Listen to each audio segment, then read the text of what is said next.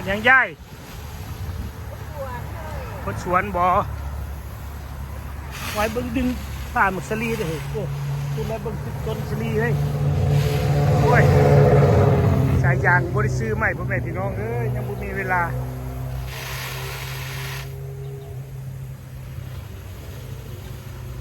เขาได้ชาติมันหน่อยเนาะฮะ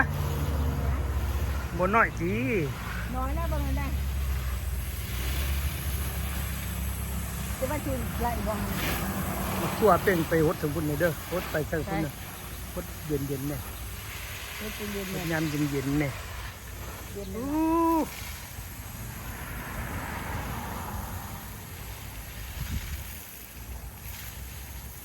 ลมมา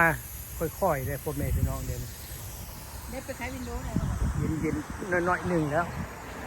โอ้ยวานนี่จะแม่นฮ้อนขนาดพ่อแม่พี่น้องจนอยู่บ่ได้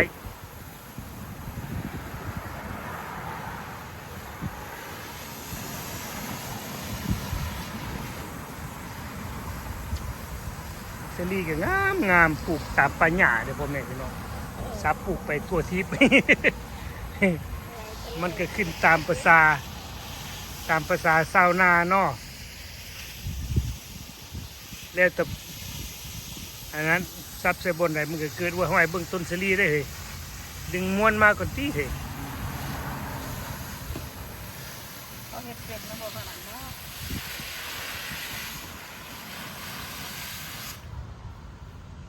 บอกอันนี้บอลครับ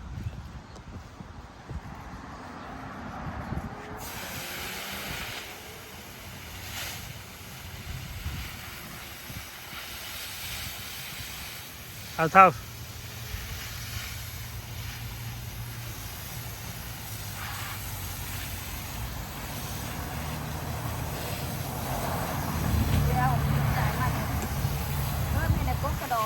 แน่นวะ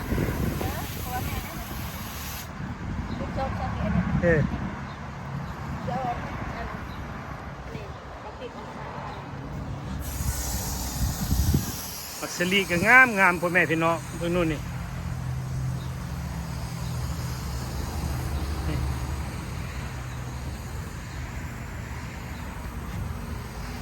ปลูกมักสลีกับเมื่อยแค่มันรดน้ำรดใน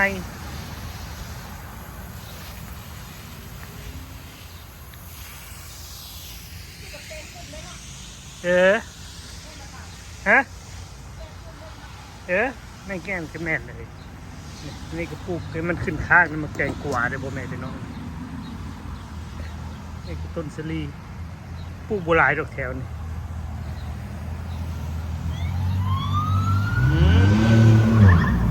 น่าเฮ็ดรถโพลิสที่มีบ้าน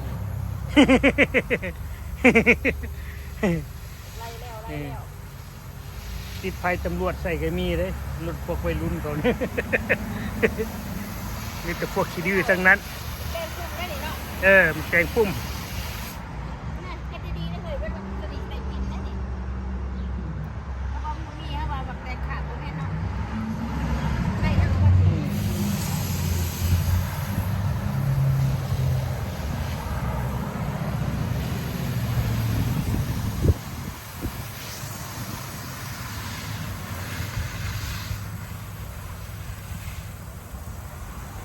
ตอนนั้นมันแตงกวานะมันลามขึ้นค้างเลย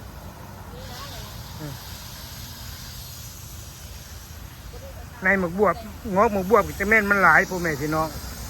ในมันลดน้ำเกิดขึ้นโอ้ยว่ะนี่โมเมนโดเราต้องอีกวันนึงตกมาอีกเด็ดนี่เบียร์นี่เกิดในฮอตในปัญญาดิเกิดบนนะเฮียบนไหนเกิดบนนั้น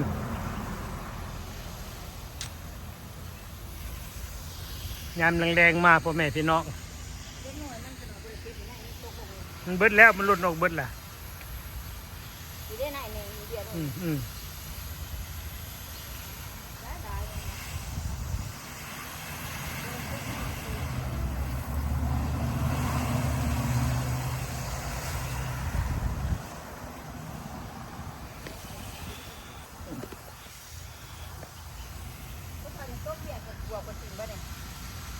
รกหญ้ามันคือ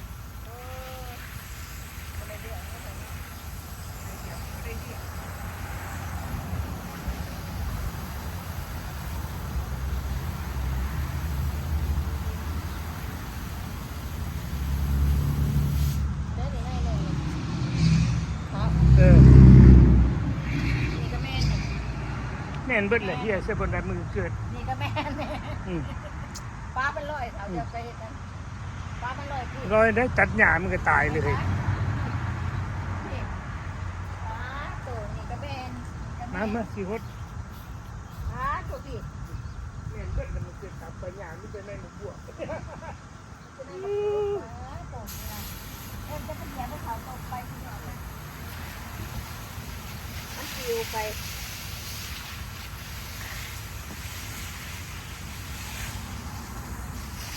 กระเพรานี่รถฟ้าเกาะไปนี่วะ โอ้ยโยนลงนี่บ่เป็นไรพอนกว่า รถเด้งไปใช้บักอื้อพูดได้เลย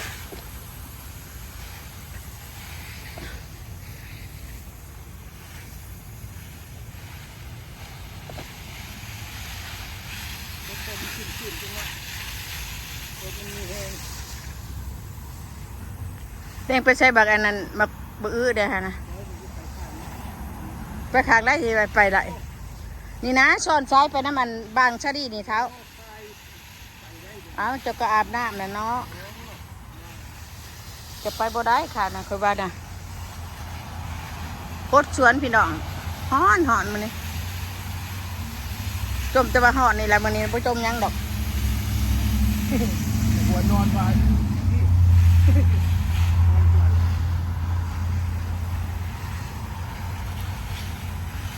เสียเอาใบมาซักไปก่อนเถอะ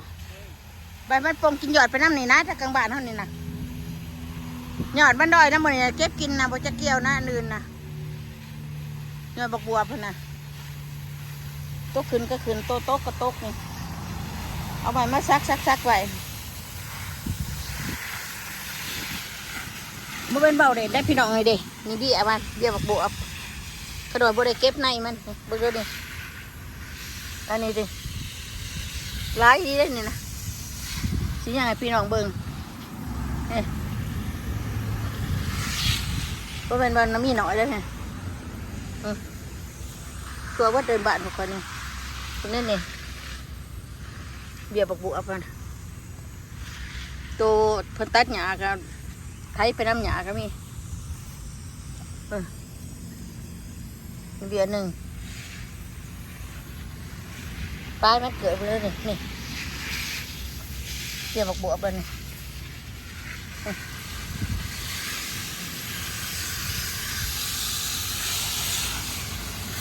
เขาไม่ต้องเหยียบมันเลยปล่อยมันน่ะขึ้นได้หลายโดด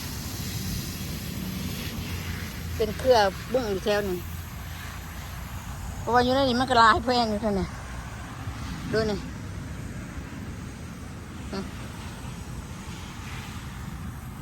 เกิดประสบทีทั่วแดนยังวะบ่ได้เก็บในปีไหนที่เก็บไปก็ตรงนั้นนี่กระดกถิ่มน้ำตัวนี่ไปหยุ่มหลายดีเนี่ยวะปักบวบนี่นี่ก็ปักเด่นนี่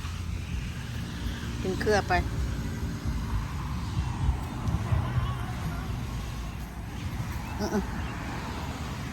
จะหดปักขัวปักแตงมันเหี่ยวมันหอนหัวสิเปียนี่ก็ว่าเกิดเยอะมันไหลอันสไลด์ก็เลยปักสไลด์นี่สไลด์จีน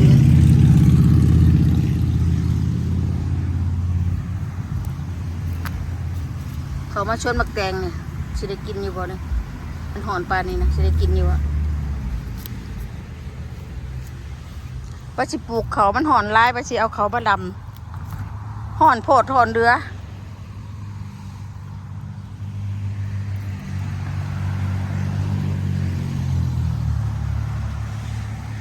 หมักเอปโปมันบ่ทันได้ชุกยังอ่อนอยู่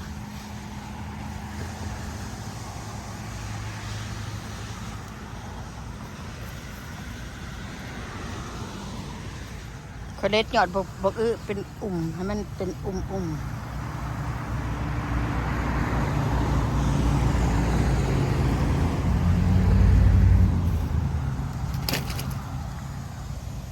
เป็นหมากอะไรในบกเลยนะพี่น้องเป็นหมากละ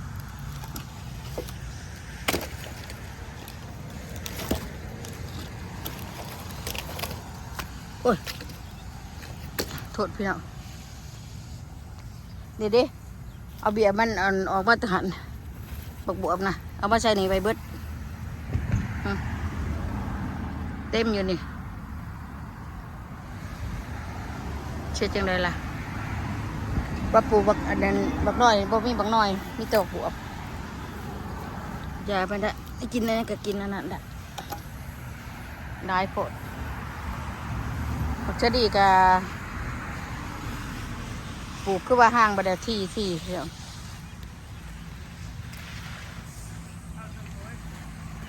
บ่เทิงพอได้แล้วเฮ้ยบ่เทิงพอได้แล้วเฮ้ยเอาหลอดมาเหรอวะเอาใช้มันหลอดมาน้ำผื่นน่ะ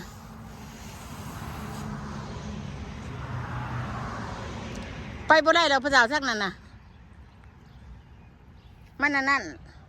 มันหกคงปลูกอยู่แล้วเอายังไม่ได้ไปพลาดบักเครือบักแตงขอช้าได้บักแตงข้างบักแตงพุ่มน่ะมันมีแต่คลองปลูกมันไม่มีเส้นทางเดินเลยเอาถือบักแตงเหมือนเอา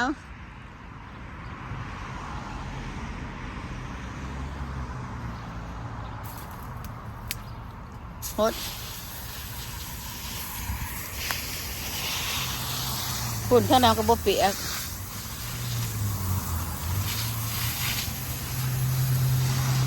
ปลูกหัวชิ้นไข่เนี่ยก็เด็กกระเทียมพี่น้องมันเป็นดอกเล่นนี่พอท่านแก่จะได้เก็บออกจะหน่อยจะได้เก็บออกอยู่ลงหัวนั่นดีพอตัดถิ่มเบิดในตูนแล้วตัดถิ่มแล้วว่ามันลายมันเป็นอย่างมันลายพอบอกคนที่แบบมันลอยคนน่ะจะน้อยชิบได้กินได้นะไปขายมันบ่ไปหอดบ่ฮะ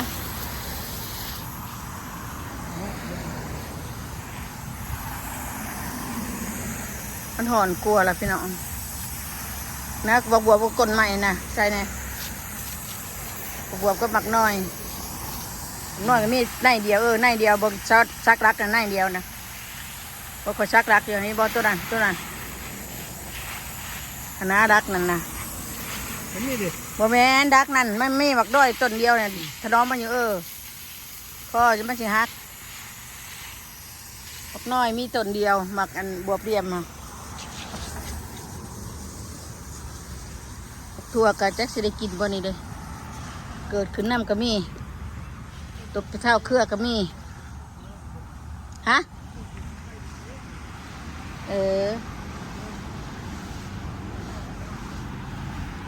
ลกถิ่มกดผักชีนี่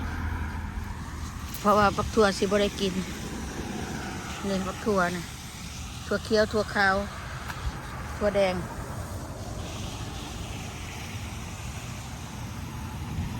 กระปงร้ายกระได้กระโดดอันนี้ก็ยันในดกถิ่มประจักษ์ในผักถั่วดูนะดกถิ่มจ้ะยันเป็นผักถั่วดูนะตัวนี้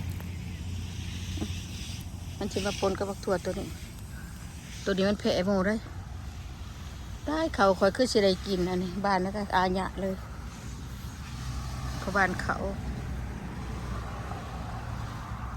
มากสะกวดนี่ปลูกที่โพดเดี๋ยวบริเวณเป็นหน่วยปันไหนปลูกที่พอเอาในไม่มาปลูกก็จะที่แท้หรือเปล่าบริโภคออกนี่ก็มีจาก4-5 ต้นก็ได้บ่ใหญ่เดี๋ยวพี่น้องเลยเมื่อยปดมันถั่วเด้อพะเถาเลยประตูนี่มันชุกเด้อพี่น้องนี่ชุกละชุกปริญญาได้ค่ะมันหอนเก็บกินกัน